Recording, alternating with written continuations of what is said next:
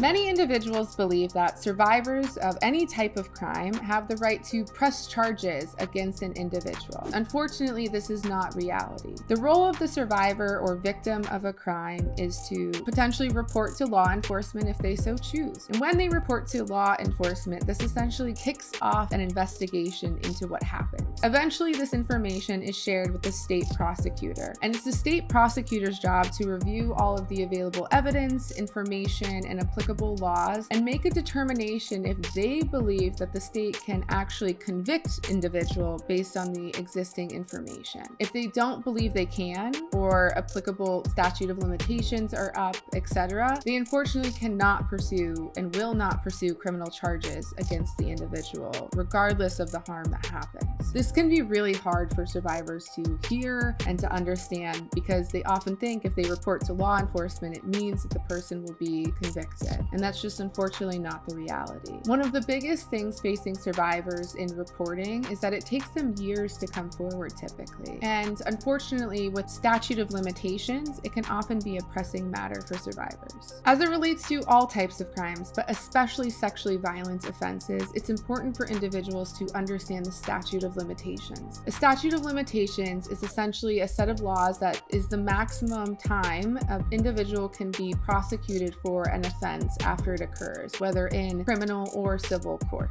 And the statute of limitations varies across each jurisdiction here in the United States, and it also varies for each type of crime that happens, and even the age of the victim of when it happened. Some states have extended their statute of limitations depending on the type of offense or if it was childhood sexual abuse. So it's definitely important for survivors to keep updated because a window may open, such as the New York Adult Survivors Act window or an upcoming one in Michigan. It's important to remember that pressing charges in the case of sexual assault or violence is complex and very emotionally challenging for those who do come forward. Survivors need support and resources and understanding whether they choose to come forward or not. But we think it's really important to provide transparency about the process of reporting to law enforcement and what to expect within that process. Whether or not charges are pressed or the individual faces a conviction, it doesn't change what happened to you and the healing that you deserve. Remember, the process of pressing charges in cases of sexual violence is incredibly complex and very emotionally challenging for survivors. Survivors need support whether they choose to report to law enforcement or not, regardless of the circumstances of their experience. If you or a loved one has experienced sexual violence and are seeking assistance or information, you can reach out to Helping Survivors, and we're here to help.